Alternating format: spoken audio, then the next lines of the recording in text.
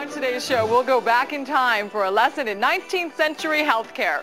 We'll take a look at the raw food movement and also how one company is trying to ensure the well-being of its employees.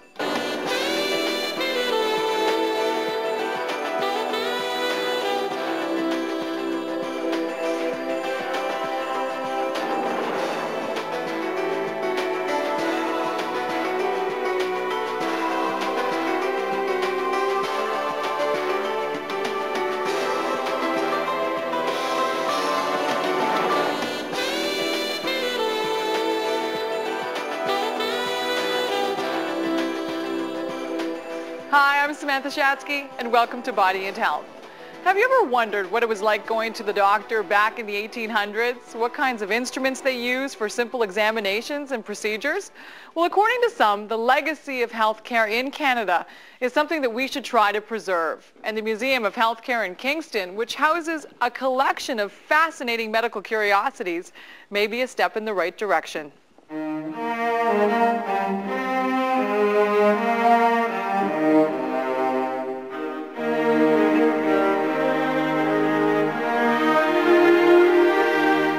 Like books and written papers, it's important to preserve objects because they can tell us about the past. Sometimes people see an old thing like a stethoscope or an instrument and it seems to have no more application and they toss it away. So in fact, we have less of the material culture of our past than we would like to have. We like to have these objects so that we can inquire of them. They don't speak, but by looking at them, by holding them, turning them over, we can find out about the way they were used in the past and find out about past practices. So a museum that preserves these kinds of things is a lot like an archive that preserves books and papers. My name is Dunn, and I'm the Assistant Curator here at the Museum of Healthcare in Kingston. This museum is a very special place. We think we actually are the largest museum in Canada dedicated to the collecting of material healthcare history. And what that means is we don't just collect the technology of medicine, we also collect the social history. So it ranges the gamut from discipline to discipline and looking at people as well. So it's a very exciting place. We have over 27,000 artifacts. The history of healthcare is a cultural product. It's not just applied science and it's not just art or craft, as we sometimes like to call medicine. It has a lot more to do with how human beings think about each other and think about their duties towards each other. A large part of this past is in the material culture. Here we are in our exhibit, Potions, Pills and Prescriptions. Here we are examining what options Kingstonians had in the early 1900s when they got sick. Doctors at the time cost quite a bit. They did make house calls in the 1900s. But at this time, hospitals were also beginning to be used more by paying patients. But if you were lucky enough to have some money, you could ask a doctor to come and pay a house call. And they would have actually administered medicines, they would have done surgeries right at your bedside. The next option available to people, and this probably would have been the mid-cost option, and that was to visit your family druggist or local pharmacist. And druggists at the time also made their own medications, as well as dispensing things called patent medicines. And what patent medicines were is they were very brightly advertised medications that had wild claims like to cure all sorts of diseases.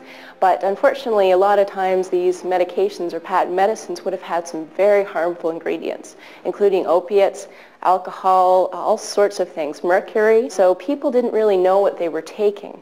At the time, doctors would have been carrying also medical bags, of course, and some of the things you might find there. Small amputation saws, like this one right down here. We've also got an anesthesia mask because, of course, anesthesias were beginning to be used in the mid-1800s.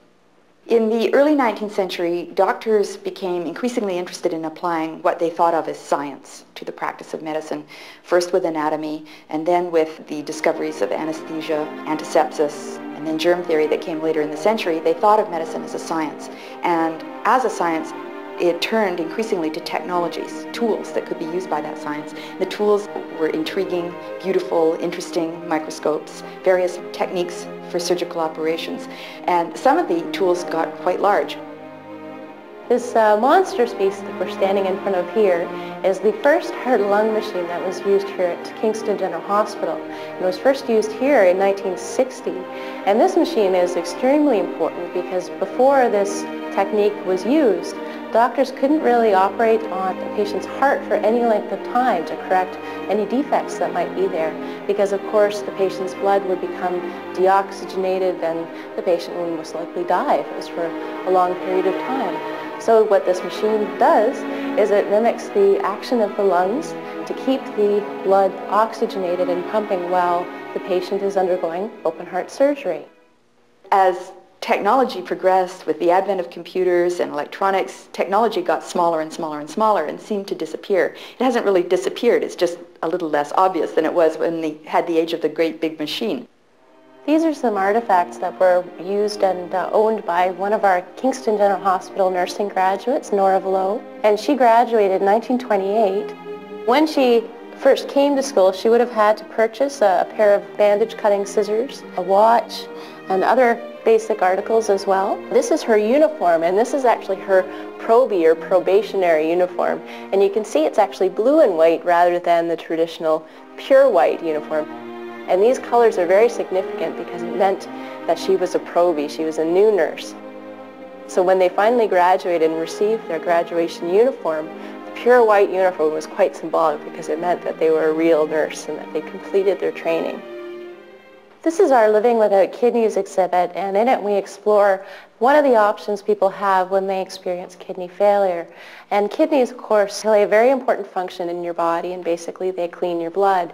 So when they stop working, we need to devise a way to have something else clean your blood, whether it be a transplant or a machine in this case. And these right here are all hemodialysis machines. And this is a very special artifact here. It's one of the larger artifacts we have at the museum, and it's also got a local connection, and it's called the KingMed kidney. It was actually made in the 1960s here in Portsmouth Village, just down the street from Kingston, in a little workshop there. And this machine actually costs $500, which of course you couldn't imagine a piece of medical machinery costing today.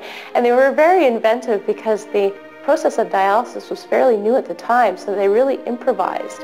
They used plumbing parts from Canadian Tire as part of the design, and the stainless steel bucket you might be able to see in there was actually designed to be used as a stainless steel milking pail. We could do a lot better at preserving the legacy of healthcare in Canada. Places like the Museum of Healthcare are a really good start.